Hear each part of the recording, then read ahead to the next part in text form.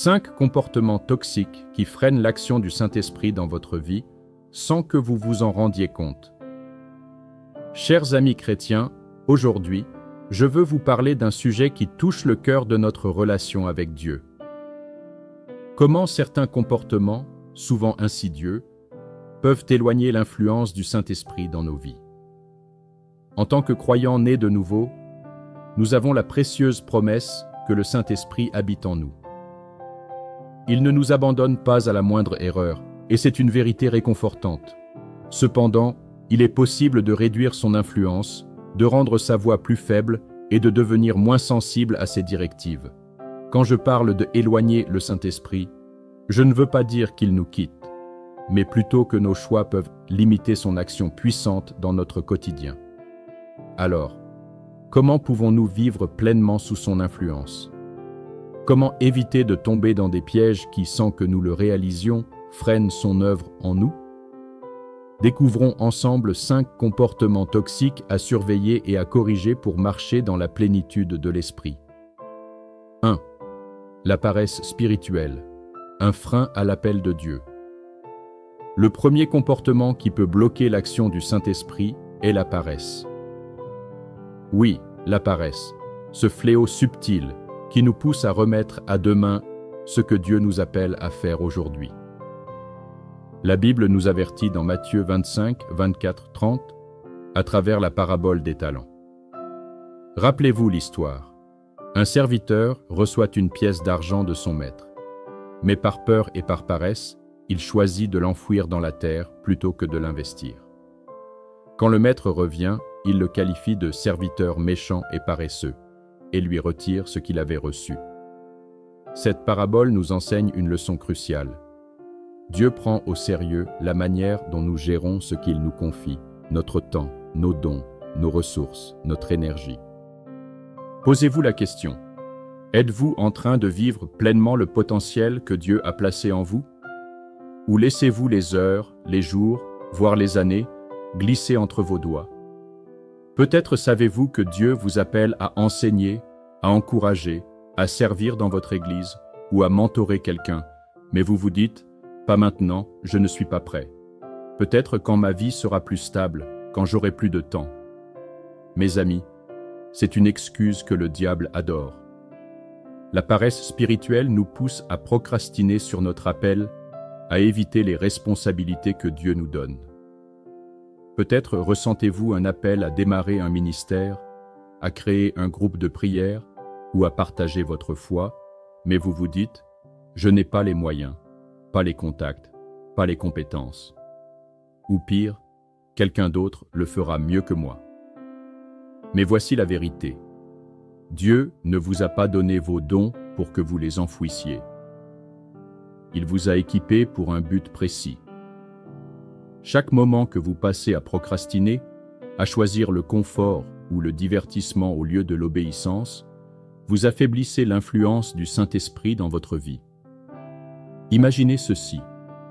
Le Saint-Esprit vous murmure de prier pour quelqu'un, de partager l'Évangile ou d'agir avec audace. Mais vous hésitez.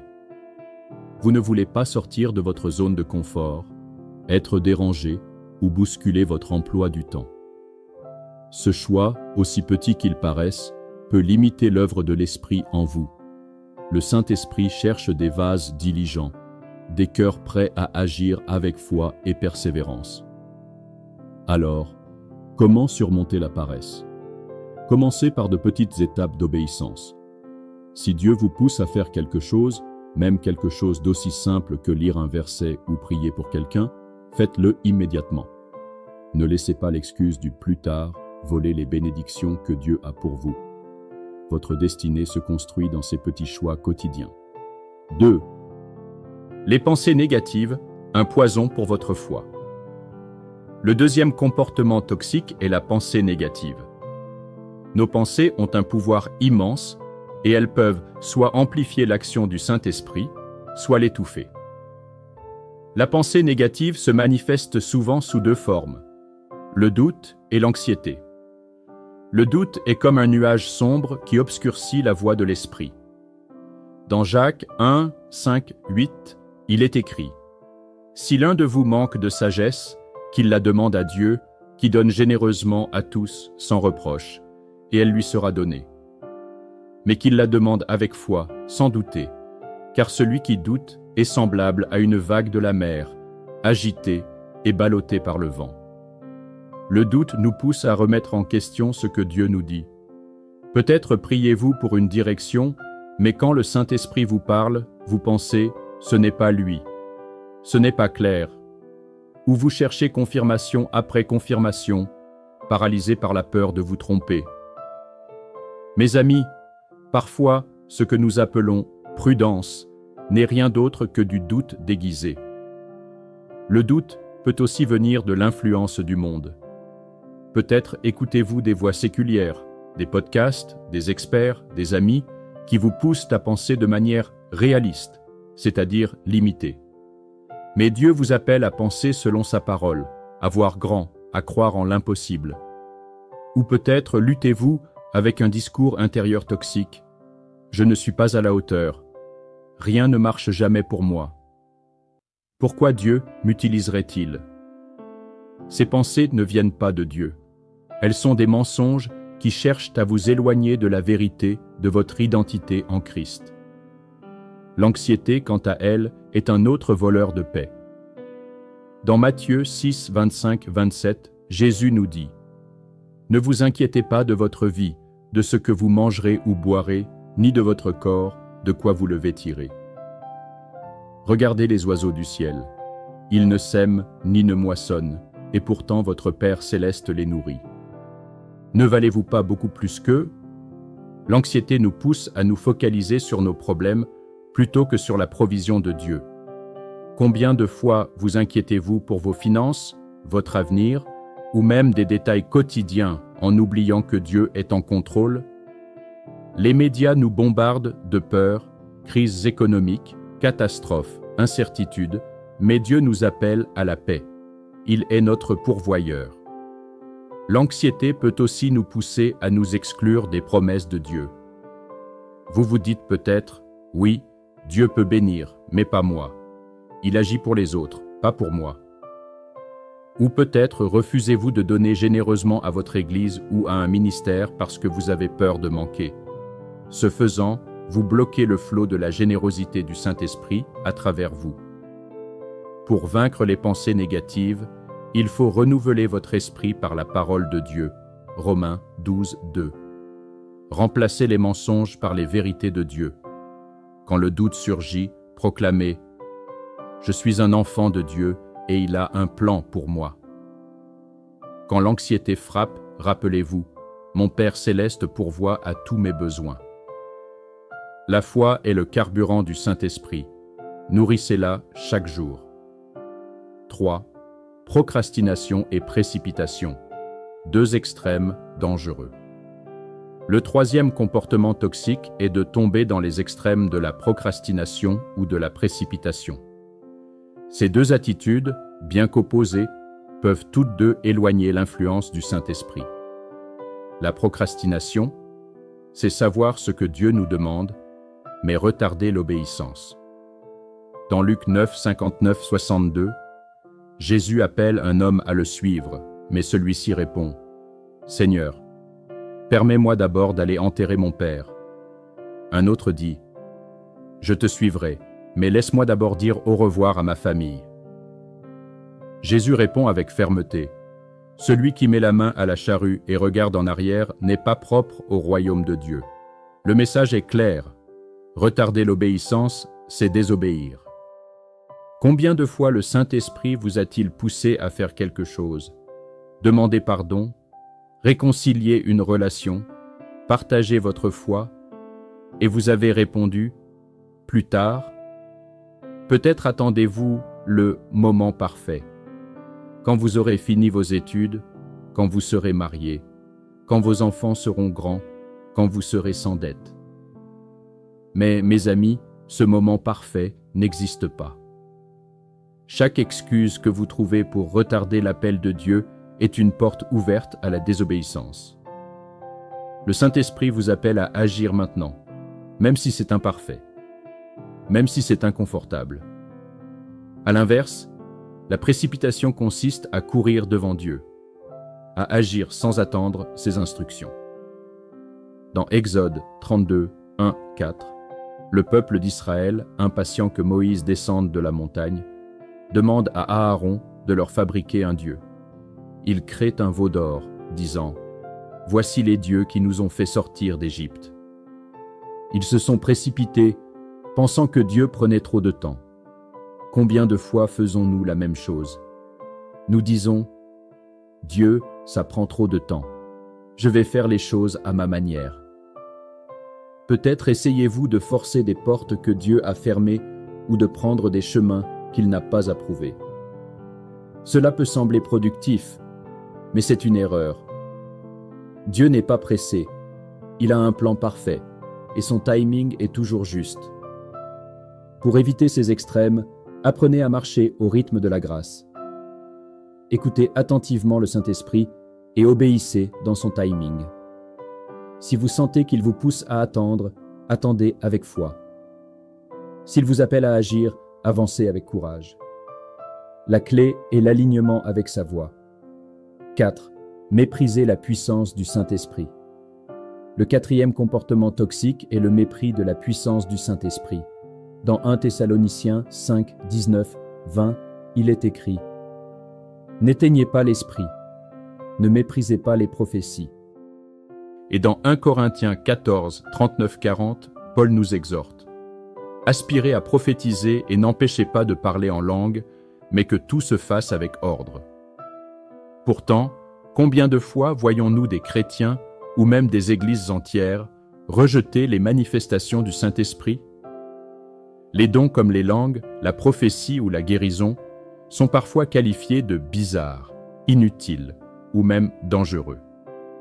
Ce rejet est une forme de mépris qui éteint l'action de l'Esprit. Le Saint-Esprit bouge puissamment à travers le monde aujourd'hui. Les gens, croyants comme non-croyants, ont faim de sa présence. Pourtant, certains chrétiens, par peur de l'inconnu ou par désir de respectabilité, cherchent à limiter ces manifestations. Ils critiquent ceux qui tombent sous la puissance de Dieu, qui pleurent, rient ou tremblent dans sa présence. Ils appellent cela du désordre ou disent « ce n'est pas Dieu ». Mais, mes amis, qui sommes-nous pour juger la manière dont Dieu choisit de se manifester? Quand quelqu'un est transformé par la puissance de l'Esprit, c'est un moment sacré, et le critiquer, c'est risquer d'éteindre l'Esprit.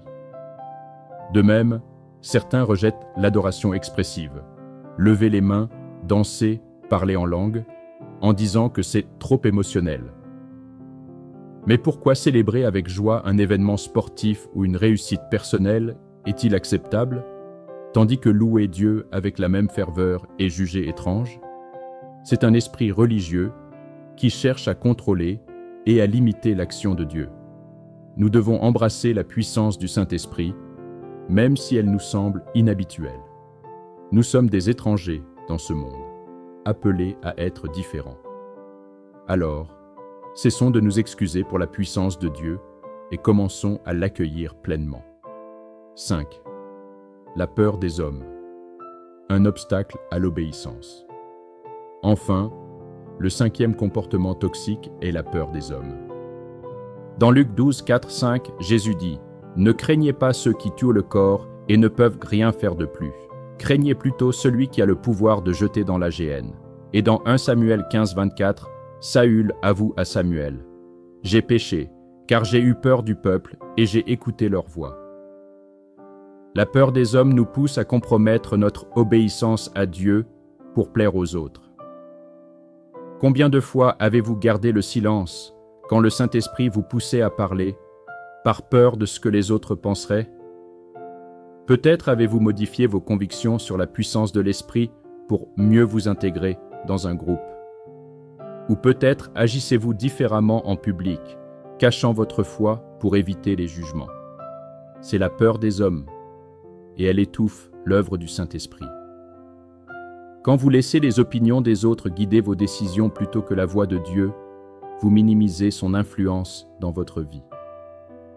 La peur des hommes peut aussi nous pousser à dire « oui » à des choses que Dieu ne nous a pas demandées, simplement pour plaire à quelqu'un.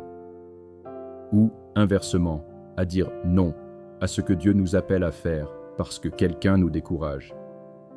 Mes amis, la seule voie qui doit compter est celle du Saint-Esprit. Les gens peuvent être bien intentionnés, mais ils ne connaissent pas le plan de Dieu pour votre vie. Apprenez à écouter sa voix au-dessus de toutes les autres. Une invitation à la repentance et à la restauration. Chers amis, si l'un de ces comportements vous concerne, ne vous découragez pas. Le Saint-Esprit est un Dieu de grâce, et il vous invite aujourd'hui à vous repentir et à vous aligner sur lui. Dites, Saint-Esprit, pardonne-moi pour la paresse, les pensées négatives, la procrastination, la précipitation, le mépris de ta puissance ou la peur des hommes. Viens remplir ma vie à nouveau. Quand vous vous humiliez et que vous cherchez sa face, il vous restaure avec une nouvelle puissance, une nouvelle audace, une paix et une joie débordante. Je vous encourage à prendre des mesures concrètes pour marcher avec l'Esprit. Contre la paresse, engagez-vous dans une petite action d'obéissance aujourd'hui même. Contre les pensées négatives, méditez un verset de la Bible chaque jour pour renouveler votre esprit. Contre la procrastination ou la précipitation, demandez au Saint-Esprit de vous guider dans son timing. Contre le mépris de sa puissance, accueillez ses manifestations avec foi et humilité. Contre la peur des hommes, choisissez d'obéir à Dieu, même si cela signifie être différent. Enfin, je vous invite à soutenir les œuvres de Dieu avec générosité. La Bible nous enseigne que donner est un acte de foi qui permet à l'Esprit de couler à travers nous. Si vous sentez le Saint-Esprit vous pousser à donner à un ministère ou à votre église locale, obéissez sans hésiter.